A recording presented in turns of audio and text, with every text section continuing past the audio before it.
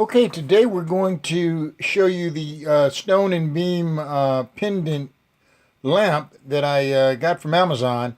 Amazon, about December of last year, 2017, like many major companies, decided to do a private label. So they came up with the stone and beam line, and it deals, with furniture, things around your house, and it's they call it stone and beam, but just think of it as it's Amazon's private label. So they've got many private labels across the whole merchandise spectrum for household items and furnitures. As I mentioned to you, stone and beam is what they've selected. So we're going to test out this new pendant light set that they shipped to me.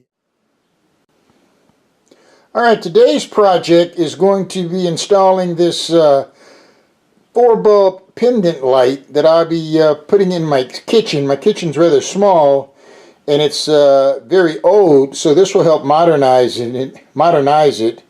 And so now I've got to figure out my install, which seems pretty straightforward, but I don't want to blow out the fuses or the electricity, so I'll walk you through the process. Okay, I've cleaned out the housing where the old bulb was, and again, this is old school. And I had a very old fixture in there, and so here I've put in the bracket, and you see those two metal screws.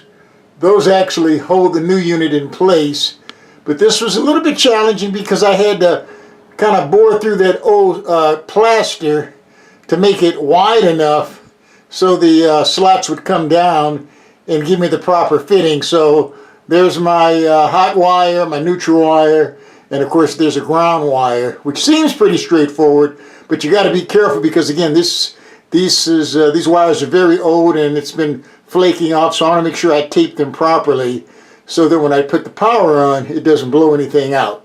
So I'll be back once I get it connected and we'll walk through the final process. Okay, this was the old fixture, and as you can see, it's very old school.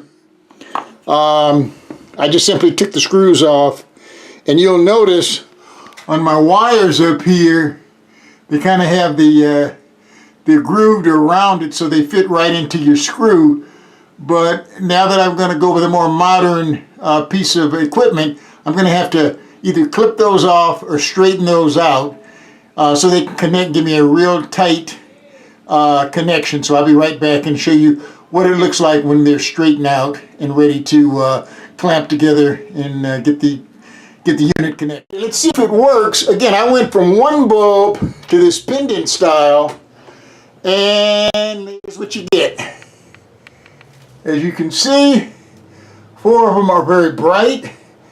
Makes the kitchen look a heck of a lot stylish. So, install success.